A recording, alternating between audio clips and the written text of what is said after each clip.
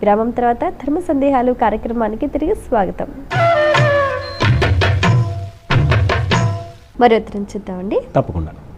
Email ద్వారా శిరీష రాస్తున్నారు, చనిపోయిన వారికి సంవత్సరీకం చేయకపోతే ఏం జరుగుతుంది వివరించండి అంటూ రాస్తున్నారు. చనిపోయిన వారికి వారసులుగా ఉన్నవారు అంటే ప్రధానంగా కుమారులు 12వ రోజు వరకు ప్రతిరోజు పితృకర్మ చేస్తారు.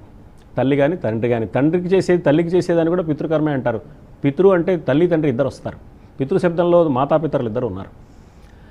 అందువల్ల వాళ్ళకి చేసేదాన్ని పితృకర్మ అన్నారు. ఇది 12 రోజుల పాటు చేస్తారు. ఎందుకని అంటే మరణించిన వ్యక్తికి సంబంధించి శరీరాన్ని వదిలిపెట్టి వెళ్ళిపోయే జీవుణ్ణి ప్రేత ఆత్మ అన్నారు. ఈ ప్రేతాత్మ 12 రోజుల పాటు ప్రయాణిస్తుంది ఈ భూలోక పరిధులను దాటి పైలోకానికి వెళ్ళడానికి. అందువల్ల 12 రోజులు చేస్తారు. తరువాత మనకు మాసం రోజులు గడిస్తే ఆ ప్రేతాత్మకు ఒక రోజు గడిచినట్టు. అందువల్ల సంవత్సర కాలం పాటు మాసికం అన్న పేరుతో ఏర్పాటు చేసే పితృపూజా విధానం ఉంది, పితృకర్మ చేయాలి అని. ఆ తర్వాత సంవత్సరం గడిచాక మామూలు మానవులకు సంవత్సరం అయితే ఆ ప్రేత ప్రయాణానికి పరలోకానికి వెళ్ళే వారికి ఒక రోజు గడిచినట్టు లెక్క. అందుకని సంవత్సర కాలం తర్వాత నుంచి ఏడాదికి ఒకసారి ఆబ్దికం చేస్తారు. ఈ సంవత్సరం పూర్తయిన తర్వాత 3 రోజుల పాటు ఈ పితృకర్మలకు సంబంధించిన విధి విధానాన్ని నిర్వహిస్తారు. దాన్ని సంవత్సరీకం అంటున్నాం వ్యవహారంలో.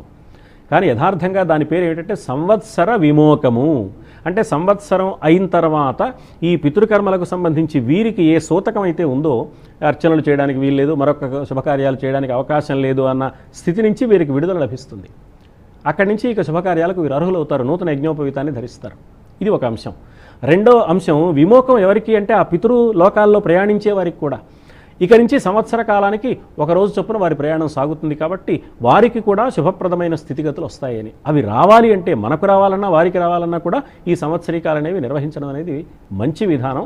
పైగా పోయిన వారికి ఏదో మేలు కలిగించడం కోసం చేసేది మాత్రమే కాదు. ఇది ఉన్నవారికి పితృదేవతల యొక్క దివ్య ఆశీస్సులు లభించి పుత్రపౌత్రాభివృద్ధి, ఆయురారోగ్య అభివృద్ధి కలిగి వీరు ఆ వంశానికి నిజమైన వారసులుగా, ఏ మహత్తరమైన ధర్మానికి ఆ తల్లిదండ్రులు వారసులుగా ఉన్నారో, ప్రతినిధులుగా ఉన్నారో ఆ ప్రాతినిధ్యాన్ని మళ్ళీ బిడ్డలు స్వీకరించి తల్లిదండ్రుల పేరు నిలబెట్టడానికి ఈ క్రతువులు ఆచరిస్తూ ఆ ధర్మాన్ని స్వీకరించాలనేది అందులో ఉన్న ఆంతర్యం.